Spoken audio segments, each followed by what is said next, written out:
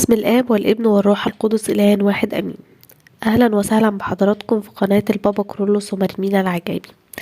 النهاردة جبنا لكم معجزة جميلة جدا جدا للشهيد العظيم أبو سفيان. بس قبل ما نتعرف على معجزة النهاردة الجميلة جدا وتفاصيلها، ياريت اللي بيسمعنا لأول مرة يدعمنا باشتراك في القناة ويفعل زر الجرس على الكل عشان يوصلكوا كل إشعار بتقدمه قناة البابا كرولوس ومريمين العجائبي.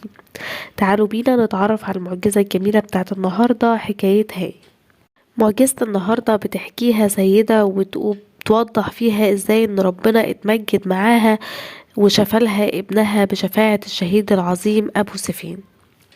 بتحكي وتقول إن هي اتجوزت في 2009 وربنا رزقها ببنت اسمها ماريا في 2010، وبعد كده طفل تاني اسمه كرولوس في 2012.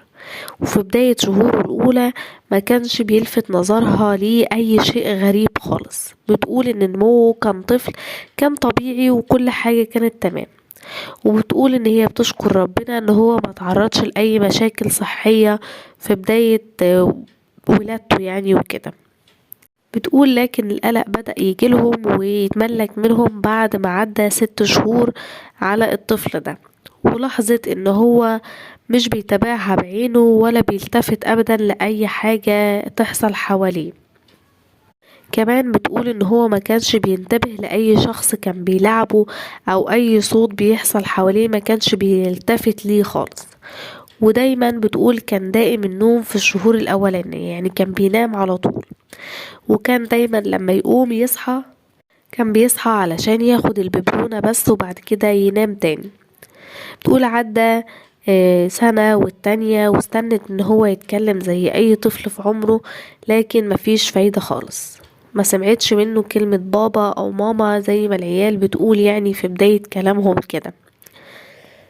وكمان كانت بتقول ان هو ما كانش بيحاول يلعب مع اخته خالص، لا دايما كان بيقعد مع نفسه، وباستمرار كان بيقعد لوحده وقاعد طول اليوم في الأوضة اللي فيها التلفزيون، وقاعد دايما قدام التلفزيون وما بينتبهش لأي حد يدخل الأوضة أو يقرب منه، ومكانش بيلتفت ليه خالص. كان كل نظره وتركيزه في الشاشة بتاعة التلفزيون بس. والأغرب كمان ان هي لاحظت ان هو كان بيلف اي حاجة يمسكها في ايده، حتى لو كانت بطاطاية او بقسماط او ورقة كان بيلفها حوالين ايده كده. وكمان كان في حركة كده متكررة في راسه، كانت دي متلازمة عنده دايما. بتكمل وتقول بدأت تعليقات وأسئلة الناس تضايقها جدا، ومنهم ناس كانوا بيقولها الولد ده مش بيركز ولا بينتبه ليه، فكانت بتنفي الموضوع في الرد بتاعها وتقول ده هو طبيعي خالص. لكن في نفس الوقت لاحظت بينها وبين نفسها ان هو بيختلف تماما عن اخته، وانه مستوى ذكاء وانتباه اللي زيه الاطفال اللي زيه زي عمره كده اعلى منه بكتير.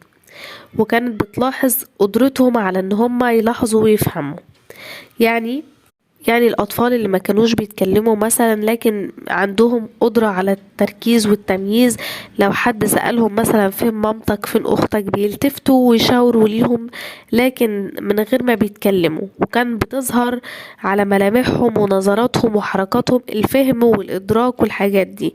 ده كان ابنها كرولوس على عكس الحاجات دي خالص، ما كانش بيحاول ان هو يلتفت لحد او عارف حد او بيشاور او بيتكلم او بيلاغي حتى، لا ما كانش فيه عنده الحاجة دي خالص. وبعد ما عدى ابنها سن السنتين قعدت تلف بيه على اكتر من 6 دكاترة، وكلهم اجمعوا على ان هو بيعاني من سمات التوحد. بتقول ان هي معرفت كده كانت رافضة ان هي تقبل الرأي ده تماما، وكانت مش قادرة تصدق تقارير الأطباء والكلام اللي هم بيقولوه. وكانت بتقول مش ممكن يكون ابني عنده توحد، ده ربنا اداهولي بركة من عنده، فمش ممكن يكون عنده توحد يعني. بتقول لكن للأسف لما عملوا اختبار لسمات التوحد كانت النسبة 87%، واتصدمت جدا جدا لما سمعت الدكتور والتقرير اللي كتبه بيقول ان ابنها عنده توحد من الدرجة التانية. اضطرت بعد كده ان هما ياخدوه ويروحوا بيه عشان ياخد جلسات تخاطب. لكن هو ما كانش بيستجيب، وكان بيبقى شديد العصبية جدا، وكان بيحاول يهرب ويجري منهم. بتكمل الأم وتقول إن حالتها النفسية ساءت جدا، وبقت صعب عليها الموضوع يعني، لأن هي في طبيعتها العادية ما كانتش بتحتمل إن هي تشوف أي طفل تعبان. فازاي هتشوف ابنها وحدها، يعني ابنها يعني ليه أخت تانية بس ابنها ازاي تشوفه قدامها وهو تعبان وعنده الحالة دي وبالشكل ده، وهيفضل عمره كله كده. فدايما ما كانتش بتبطل صلاة ولا تسكت ان هي تطلب من ربنا ان هو يمد ايده، وكانت متأكدة ان ربنا يقدر ويتحنن عليهم، ومفيش مستحيل عند ربنا انه يتمجد مع ابنها ويفرح قلوبهم، وابنها يبقى كويس وطبيعي زي بقية الاطفال. بتقولوا في يوم من سنة 2014 كانت بتصلي القداس في كنيسة ماري مرقس كليوباترا. بتقول ان هي رفعت عينيها للسماء وكانت شايفة الكنيسة والناس يعني العادي. بتقول لكن فجأة المنظر اتغير امامها، شافت ان هي في مكان واسع وفاضي تماما، وابنها واقف جنبها لكنه يعني موطي راسه في الارض كده. وبعدين شافت رب المجد يسوع المسيح في جمال جميل جدا جدا يعني، وكان لابس توب لونه سكري كده وعليه شال أرجواني أحمر يعني، وجماله لا يمكن يكون وصفه، يعني هي مش قادرة توصف جمال الرب يسوع. وعينيه فيها بتختلط فيها ألوان كتير جدا، وطالع منها حنان وحب عجيب جدا مش قادرة توصفه وهي حست بيه. وتقول ان مد الرب يسوع مد ايده اليمين ورفع راس ابنها كرولوس كده، وبعدين حط صوابعه على جبهته على راسه يعني. فهي فرحت جدا جدا وحست ان في فرح جواها غير عادي. وفي لحظة تانية لقت نفسها رجعت تاني القداس وبتتابع القداس وصلاة القداس. لكن اللي حست بيه واللي هي شافته ده طمنها على ابنها، وان لمسة ربنا ليه يعني هيكون فيها الشفاء، وان ابنها يعني هيشفى ويبقى كويس. وكانت دايمة الصلاة وما بتبطلش صلاة ابدا، وبتطلب معونة القديسين كلهم. واخدت ابنها وراحت بيه بورسعيد علشان تاخد بركة من الزيت اللي بينزل من أيقونة العذراء مريم اللي موجودة في بورسعيد هناك. وتقول صلت بدموع جدا وترجت أم النور ان هي تساعد ابنها كرولوس ان هو يتكلم. بتقولوا بعد ما رجعوا البيت يعني لاحظت ان ابنها بدأ ينتبه لحد ما كده. وبعد كده راحت مع اخواتها ووالدتها راحوا زيارة لدير الشهيد العظيم أبو سفين في مصر القديمة، وياخدوا بركة القديس يعني ويتشفعوا بيه. وتقول ان هو كان شافعها اللي هو أبو سفين، وكانت بتخدم قبل ما تتجوز في الكنيسة بتاعت أبو سفين في شبرا. وبتقول ان الزيارة دي كانت في اول شهر نوفمبر 2015. بتقول صلت قدام مقصورة الشهيد ابو سفين ووصته على ابنها قبل ما تمشي من الدير. وقبل ما تمشي يعني وهما ماشيين اتقابلت مع اب كاهن هي ما تعرفوش خالص قبل كده ولا شافته، لكنها عرفت منه ان هو اسمه ابونا كرولوس، وطلبت منه ان هو يصلي من اجل ابنها. فكان رد أبونا إن هو أخد ابنها من إيديها وقعد يتنقل بيه في الدير من مكان لمكان تاني. ولما سألته يا أبونا قدسك رايح بيه فين، قال لها طمنها يعني وقال لها ما تخافيش، كورولوس هيتكلم وهيبقى كويس. واخدوا ابونا حطوا عند رفات الشهيد ابو سفين وصلى وهو حاطط ايده على راسه وبيقول له صلي يا كوكو انت بنعمة ربنا وبركة الشهيد ابو سفين هتتكلم. بتقول ان هي كانت واقفة قريب منهم وما بطلتش هي كمان صلاة بدموع قدام مقصورة الشهيد ابو سفين، وكانت بتقول في نفسها انا عشمانة فيك يا شهيد الرب، ونفسي تفرحني وكرولوس يتكلم في نفس الاسبوع ده. بتقولوا بعد الزيارة وما خدوا البركة يعني رجعوا البيت وما كانتش قادرة توصف شعورها بكل اللي حصل من أعاجيب في الوقت ده لابنها. وكانت بتمجد وتشكر اسم الرب القدوس والشهيد العظيم البطل أبو سفين، وبتقول حقيقي سلوك ابنها كرولوس اتغير تماما، وقعد يتغير بصورة ملحوظة كل يوم عن اليوم اللي قبله، وكمان كان بيفاجئها باستجابته الغير متوقعة بالنسبة ليها. فكانت مثلا لما تقوله يا كوكو هات الكوباية كان بيجيبها لها. وكانت بتقول ان هي كل ما تقوله على طلب كان بيستجيب ليها وينفذه على طول. وكانت بتبصله وهي مبهورة ومتعجبة جدا.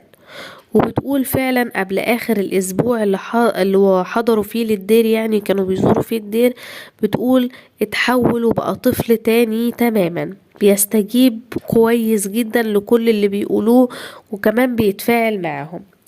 لغاية ما حصل حدث عجيب جدا في يوم، أعجب من العجب. كانت قاعدة في أوضة الصالون ومعاها بنتها، وسمعت حد بينادي وكأنه بيستنجد ويقول يا ماما يا ماما. فتعجبت وسألت بنتها، قالت لها هو انتي ناديتي عليا وقلتيلي يا ماما؟ فردت بنتها وقالت لها لأ. فسألتها تاني، قالت لها طب مين اللي بينادي عليا وقال يا ماما؟ ردت البنت بتلقائية وقالت لها ده كوكو. فالأم استغربت وجريت جدا ناحية الأوضة اللي قاعد فيها ابنها، فشافته واقف في مكانه وساند بإيده على شاشة التلفزيون الرفيعة اللي كانت هتقع عليه وهو بيلعب، عشان كده نادى عليها بيستنجد بيها. وبتقول من اليوم ده بدأ ابنها كرولوس ينطق كل يوم كلمة أو كلمتين، وكان التقدم بتاعه سريع جدا جدا. وبتقول بقى بنعمة ربنا على درجة كبيرة جدا من الذكاء، وبقى بيتجاوب مع كل حد بيتعامل معاه، على عكس المعروف عن سمات التوحد ان هو بيبقى منطوي وما بيختلطش مع حد ولا بيتكلم مع اللي حواليه، ولا بيكون منتبه ليهم زي ما كانت حالته في الأول. وبتكمل والدته وتقول ان كرولوس كان منتظم في حضانة في مصر الجديدة، لكنه غاب عنها تقريبا مدة شهرين. وبعد كده ودته والدته مرة تانية، وكانت قالت للمديرة اللي كانت عارفة مشكلته والمشرفة كمان اللي كانت دايما والدته يعني كانت قايلة للمشرفة ان هي ياريت ما تدخلهوش أوضة فيها مروحة، لانه دايما بيبقى مركز عليها بصورة ملفتة للنظر. وبلغتهم بعد كده ان هو بقى كويس تماما، وان هو بيتكلم ومبقاش مختلف عن بقية الاطفال، لا ده بقى زيه زي الاطفال. فاندهشت المديرة جدا والمشرفة، وما كانوش مصدقين اللي هي بتقوله. لكن المشرفة بدأت تتكلم معاه واتأكدت ان هو بيتجاوب معاها بصورة مذهلة جدا، فاستغربت جدا وقعدت تقول لها مش معقول، وبتسألها تقول لها انتي عملتي فيه ايه؟ طب وديتيه حضانة تانية في الفترة اللي غاب فيها هنا؟ وبعدين قعدت تسألها أسئلة كتير ورا بعض. قالت لها طب صليتي فين ورحتي بيه فين؟ والتغيير ده حصل ازاي؟ جاوبت المشرفة عن كل الأسئلة دي، وقالت لها ان ده عمل ربنا معاها ومع ابنها ببركة وشفاعة العذراء أم النور، وكمان القديس العظيم الشهيد فيلوباتير مرقوريوس أبو سفين. وبتقول ان اليوم ده اللي راح فيه الحضانة بعد فترة تعبه، يعني فضل طول اليوم في الحضانة يتكلم ويلعب ويشارك بقية أصحابه الأطفال في كل حاجة، وهي كانت مبسوطة جدا جدا. وبتقول ان ابنها حالته اتحسنت خالص وبقى كويس جدا في التعليم، وبقى بيحفظ حروف وقدر ان هو يتكلم بطريقة طبيعية، وكمان بيحفظ الترانيم، وبقى القديس ابو سفين الشهيد شفيع خاص ليه. وبتقول ان ربنا حنين جدا، وهو اعظم من اي طبيب ممكن اي حد يروح له، واي حاجة الانسان بيبقى تعبان فيها يلجأ لرب المجد وللشهداء والقديسين، وهم اعظم واحن من اي دكتور اي حد هيروح له. بركة وشفاعة العذراء مريم والقديس العظيم الشهيد أبو سفين تكون معانا أمين. كده بنكون وصلنا لنهاية معجزة النهاردة.